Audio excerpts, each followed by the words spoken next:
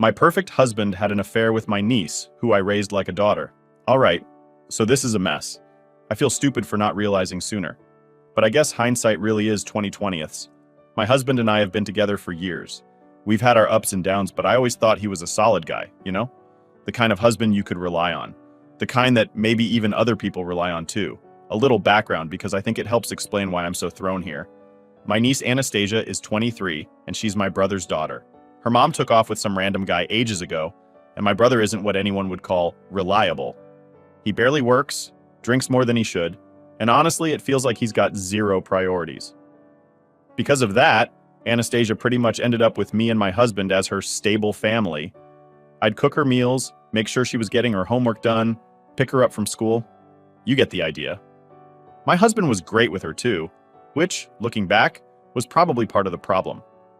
For over a year, I'd started noticing her getting a little too interested in him. Like, she'd be very touchy around him, laughing a little too hard at his jokes, always complimenting him. She'd go on about how much she looked up to him, how he was such a role model and all that. And look, I told myself I was reading too much into it.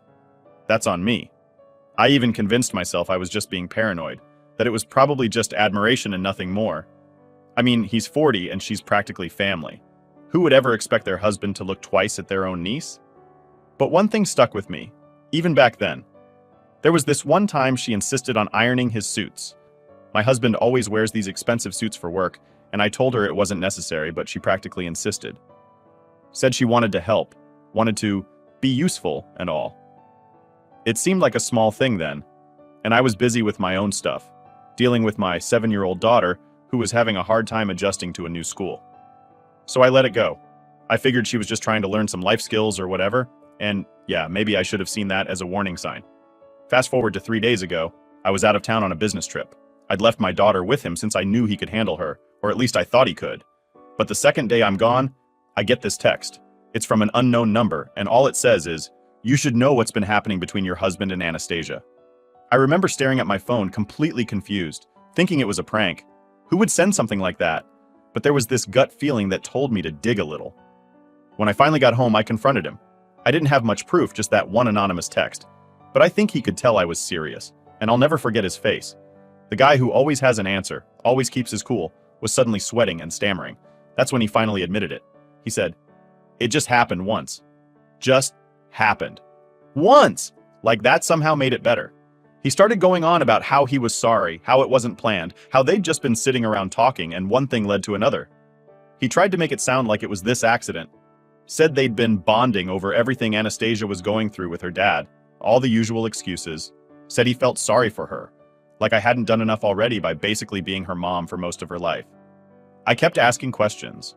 I wanted to know every detail, but I also didn't want to hear any of it, if that makes sense. And I swear, the worst part of it wasn't even his confession. It was finding out that this wasn't entirely her first time doing something like this. Turns out she's got a thing for older guys, especially ones in power or with some kind of authority.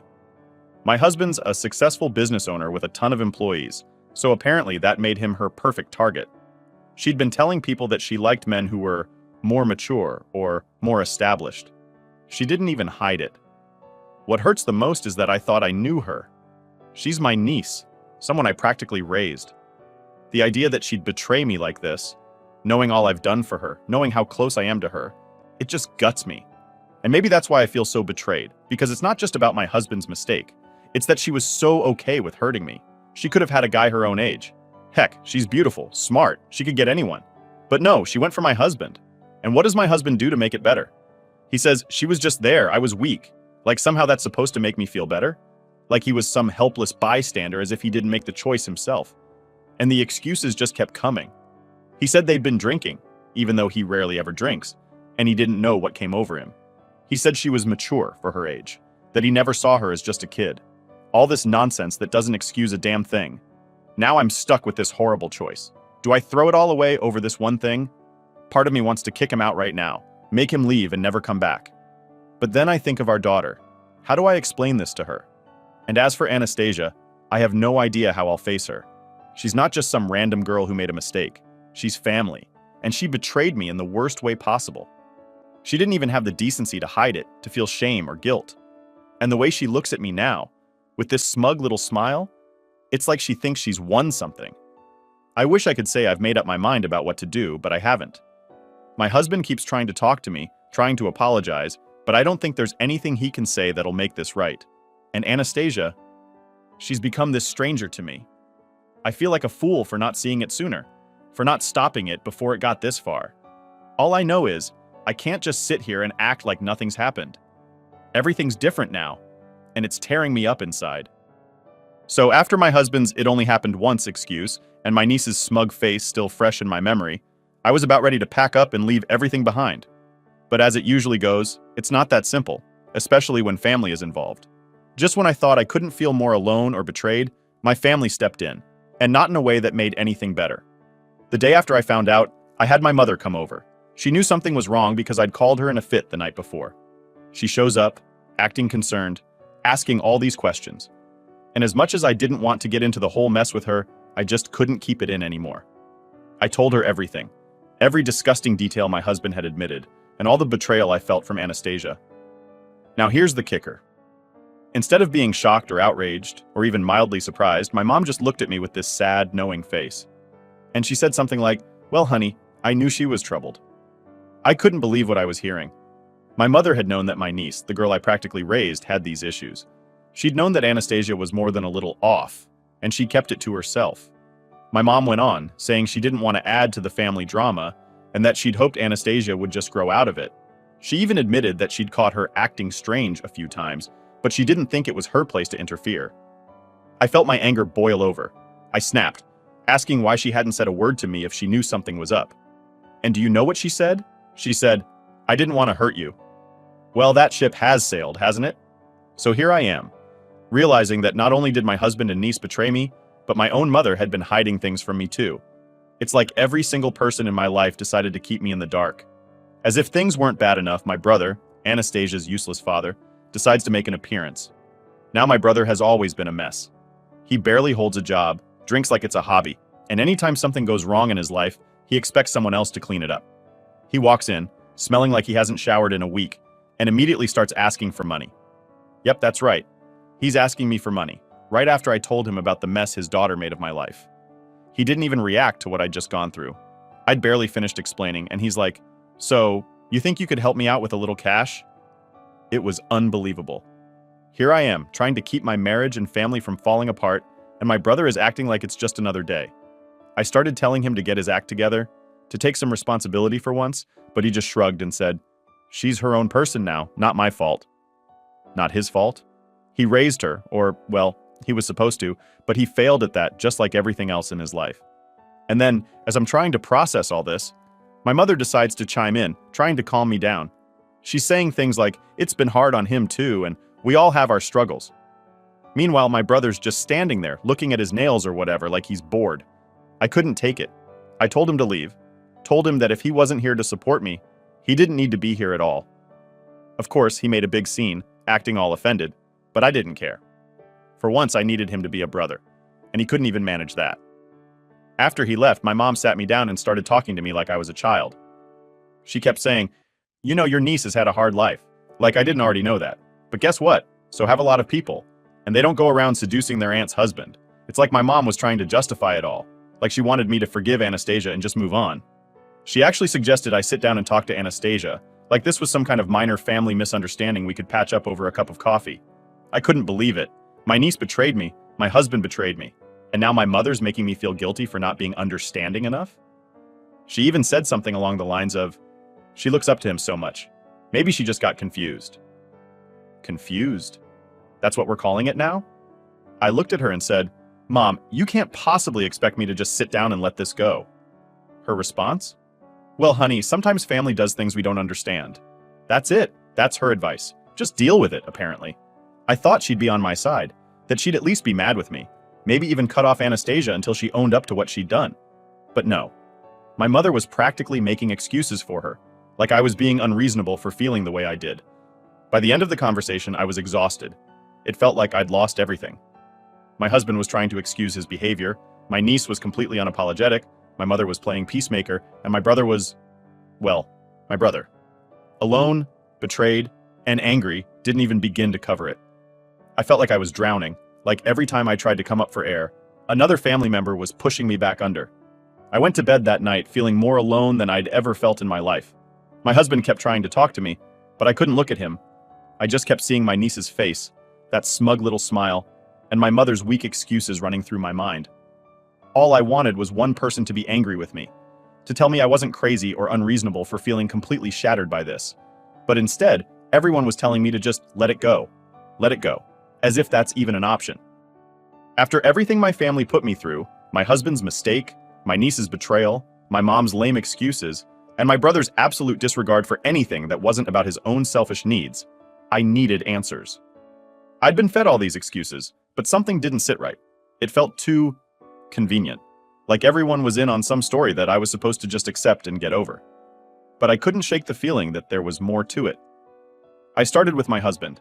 He'd been giving me the silent, apologetic treatment, avoiding eye contact like he was afraid I'd throw him out any second. And maybe I should have. But after a night of barely any sleep, staring at the ceiling and replaying every memory of him and my niece together, I knew I had to know how deep this thing went. If there was any chance of me figuring out my next steps, I needed the whole truth. I sat him down at the kitchen table and I told him, no more lies. I want every detail, and I mean every detail. He looked like he wanted to throw up. His face got pale and he started stammering, saying he'd already told me everything, that it was just once and he'd felt terrible about it. But I didn't buy it. I pressed him, told him if he didn't come clean now, he'd lose any shred of respect I had left for him. That's when he started to crack. He told me there had been more times they'd been alone together, more moments where they'd shared these bonding conversations. He went on about how he'd felt fatherly toward her, like she needed guidance, and how he'd stepped in because he felt sorry for her. He said that she'd text him late at night sometimes, ranting about her dad, how her life was a mess, and how she wished she had someone like him. It was one of those late-night conversations where she'd called him up, supposedly needing help. And like an absolute idiot, he'd fallen for it. I asked if they'd met up, if she'd been over to our house without me knowing. And he hesitated. He actually hesitated, which was answer enough for me. I pushed, and finally he admitted it. Yeah, there were nights she came over, nights I was away or busy, and they'd talked in the kitchen until who knows when. He said it was all innocent, but the way he stumbled over his words told me he knew exactly how it sounded. He tried to backtrack, saying, I didn't think it would lead to, what happened. But I couldn't believe him. I was done believing anything that came out of his mouth. I sat there, listening to his pathetic explanations, and all I could think was how stupid I'd been. How had I missed all this? I'd given him every bit of trust, and he'd taken advantage of it. Then he mentioned something that threw me for a loop. He said, your mom was worried too. She told me once she thought Anastasia had issues. She said it was hard for her to grow up with your brother. My mom had known.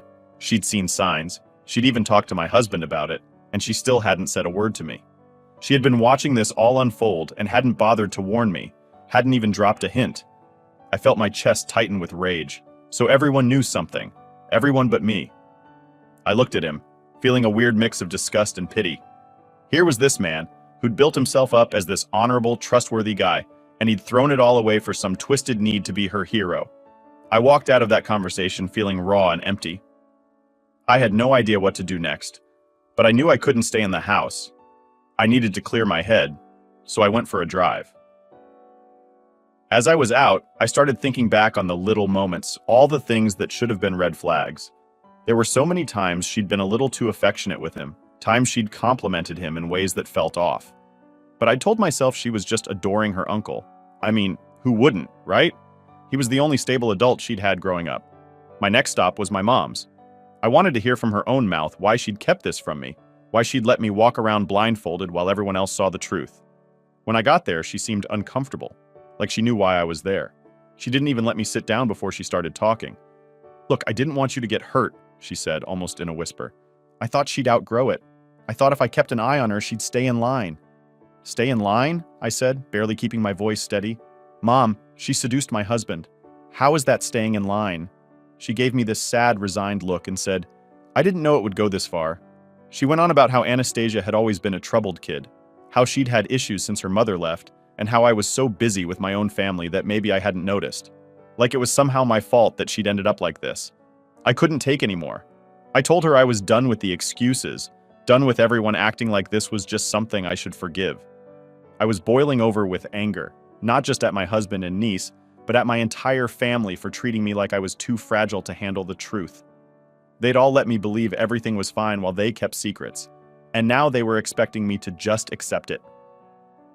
After that talk with my mom, I went home feeling a strange sense of clarity. I knew that whatever happened next, I couldn't rely on anyone but myself. Everyone else had failed me. I was on my own in this mess, and if I was going to come out of it, it'd be because I got myself out. When I got home, my husband tried to talk to me again, but I couldn't look at him without feeling sick. I told him I needed space, that I didn't want to hear any more apologies or explanations. He tried to argue, saying he just wanted to make things right, but I was done listening. I went to our bedroom, locked the door, and spent the rest of the night wondering how everything had fallen apart so completely, how I'd ended up here with no one left to trust. That was the night I realized I'd never be able to look at my family the same way again. I don't know what finally snapped inside me, but after that mess of a conversation with my mom, I was done playing nice. I'd been betrayed, lied to, and kept in the dark by practically every single person in my life, and I had had enough. So, when I heard that Anastasia had the nerve to stop by my house when she knew damn well I was home, I decided it was time we had a face-to-face. The moment she walked in, she had this smug little grin on her face, like she'd just won something. She didn't even look uncomfortable. She acted like she belonged there, like she hadn't done anything wrong. It was infuriating. I'd raised her, helped her through everything, been her mother figure when her actual mother was nowhere in sight, and this is what I got in return. She didn't even give me a chance to start. She looked around and asked, "Where's Uncle?" Like she wasn't just a guest, but had some right to be here. I told her he wasn't around and that we needed to talk, just the two of us. She shrugged, like it was no big deal, and plopped down on my couch like she owned the place. "Anastasia, what the hell were you thinking?" I started. I didn't sugarcoat it. I wasn't in the mood for pleasantries. I wanted her to understand just how deeply she'd hurt me. "I gave you everything. We took you in. I was practically your second mother." She didn't even flinch. She just crossed her legs and looked at me with this calm, almost bored expression. "Oh, come on, Auntie," she said, smirking. "You act like you're so perfect, but you didn't even notice what was going on." That was it. I felt my blood boiling. "You think this is funny? You think you can just waltz in here and act like this is a game? You went after my husband, Anastasia. My husband!" I couldn't even control my voice anymore. I wanted her to feel every ounce of my anger. She didn't seem bothered at all. She just sighed and looked at her nails like I was boring her. "You're so dramatic," she muttered, barely even looking up. "Maybe if you hadn't been so busy with your perfect little life, you would have noticed that Uncle needed someone who actually appreciated him." I couldn't believe the audacity. Here she was, throwing everything in my face, twisting the knife as if she was the victim in all of this. Appreciated him? What are you talking about? Your family. He's your uncle. How do you not see how sick this is? She just shrugged. Family doesn't mean anything to me. It never has. Why should it? She said it with this coldness that I'd never seen in her before. It was like she was a stranger. No, worse, like she was some kind of manipulative predator.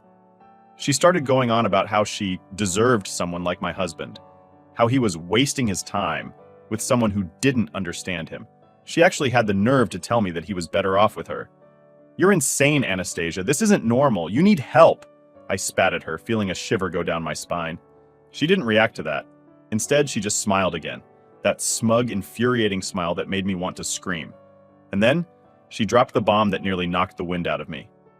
"He doesn't love you, you know. He's just with you out of pity. We talked about it, and he told me how miserable he is, how he feels trapped with you. He said he'd leave you if it weren't for your daughter." I wanted to scream, to throw her out, to do something, but I just froze. I knew she was trying to hurt me, trying to get under my skin, but part of me couldn't shake the fear that maybe, just maybe, there was a grain of truth in her words. That was her game, after all, using any weakness she could find and twisting it into a weapon. She leaned back, watching me struggle to keep my composure, and then went on. "You're so focused on what you think I did wrong, but maybe you should take a look at yourself. I mean, if he's so happy, why would he come to me?" I was done. I couldn't let her sit there acting like she had all the control. I stood up and told her to leave, my voice barely steady. "You need to get out. You're not welcome here, not anymore. You're sick, and I don't want you anywhere near my family." And for the first time, I saw a flicker of something on her face that wasn't pure confidence. Anger. She jumped up, her calm act shattered, and started throwing every nasty thing she could think of at me. She told me I was pathetic, that my husband was with her because I was too old and too boring to keep his attention. She accused me of treating her like a charity case, of making her feel less than, just because I took care of her. Then she went too far. She picked up a photo of my daughter off the table, looked at it and sneered. I feel sorry for her, having you as a mom. Maybe if you'd put half as much effort into your own family as you did trying to save me, none of this would have happened. I saw red. I lunged forward, grabbed the photo from her, and pointed to the door. Get out, now, before I do something I regret. She stormed out, muttering something under her breath, and slammed the door behind her. I stood there, shaking, clutching the photo, and feeling like my whole world had come crumbling down. I'd lost my husband's loyalty, my niece's respect, and apparently, even my own family thought I was in the wrong for not understanding her. But standing there in that silent, empty house, I realized something important. I didn't need any of them. I didn't need the husband who betrayed me, the niece who manipulated me, or the family who enabled them. I'd spent so long trying to hold everything together, but maybe it was time to let it fall apart. Maybe it was time to stop being the one who fixed everything and start looking out for myself. As I locked the door, I took one last look around and felt something I hadn't felt in days. A spark of clarity. They'd all tried to break me, to make me question my own reality, but I was still standing. And if they thought I was just going to roll over and let them control my life, they were dead wrong. No more lies, no more manipulation, no more fake family loyalty. After throwing Anastasia out of my house and watching her disappear down the driveway, I felt like I could finally breathe. But the moment of clarity didn't last long because I still had a mess of a life to clean up. The reality of what had happened hit me hard. My husband betrayed me, my niece turned out to be a stranger, and my family was more interested in keeping the peace than supporting me. I was left with one question. What now? I knew I couldn't keep pretending everything was fine, and there was no way I could stay in the same house with my husband. Not after everything he'd done and all the lies he'd told. I thought back to all the times he'd looked me in the eye and made me feel like I was his priority, like our family was his top priority. Now I knew those were just empty words, as hollow as his apologies.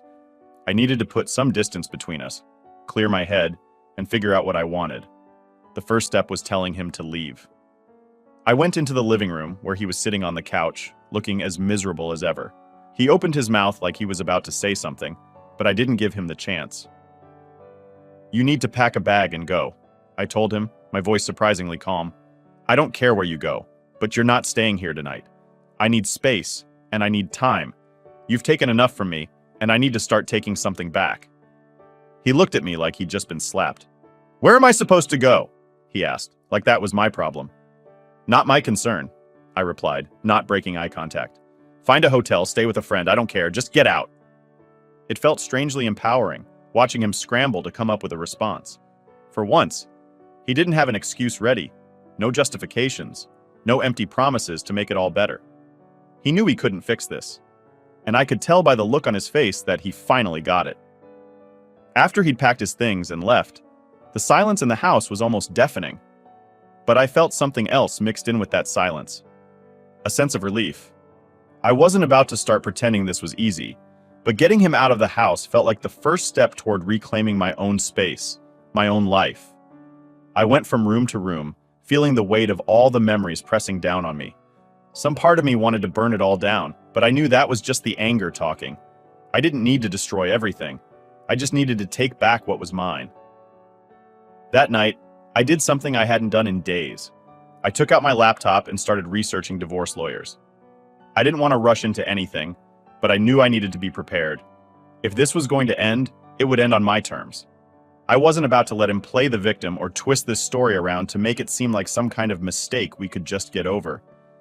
I'd sacrificed too much to just let him walk away without consequences. The next day, I decided it was time to talk to my daughter. She'd seen the tension, heard the arguments, and I didn't want her to think this was normal.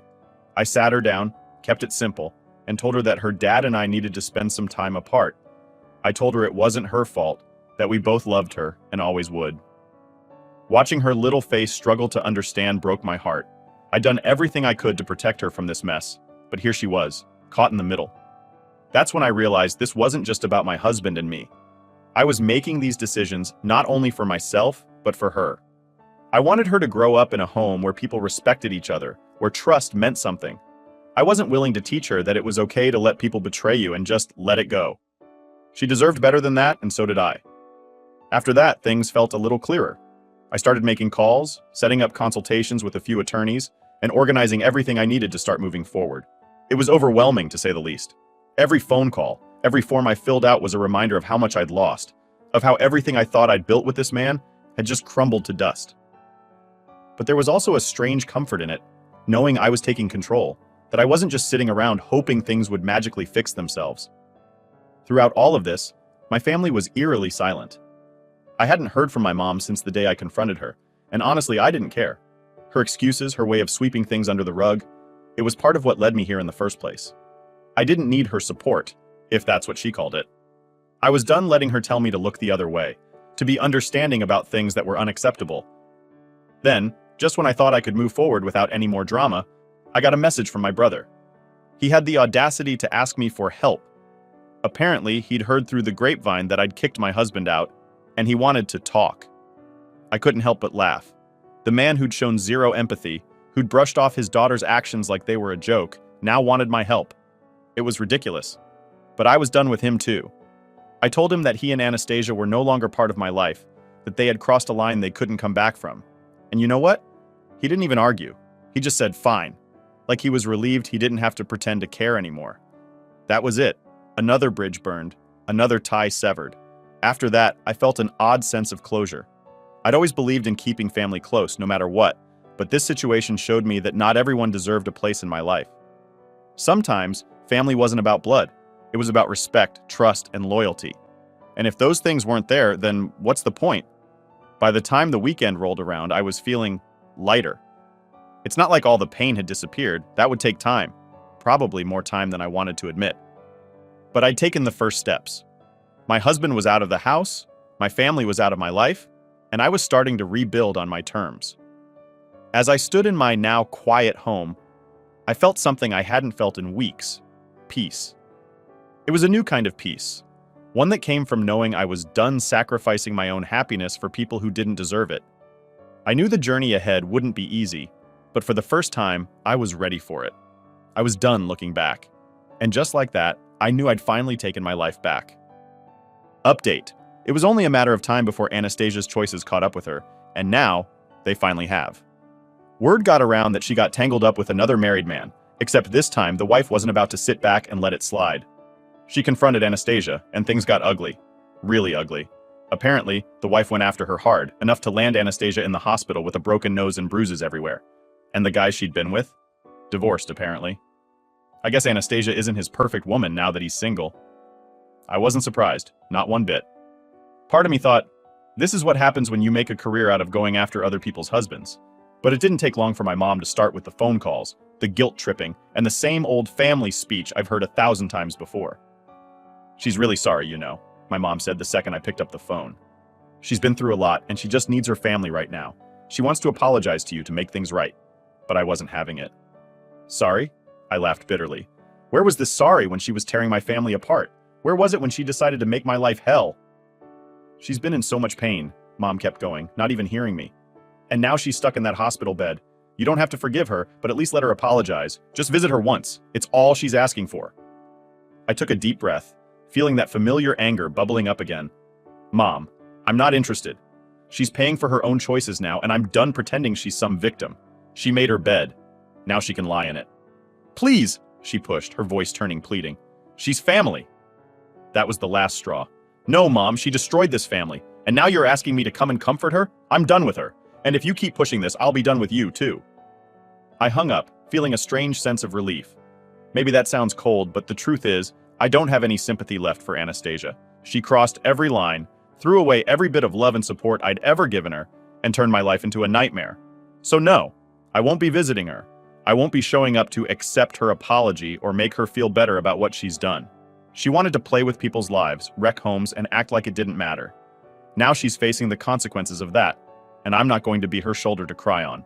As far as I'm concerned, I've moved on, and I'm keeping it that way.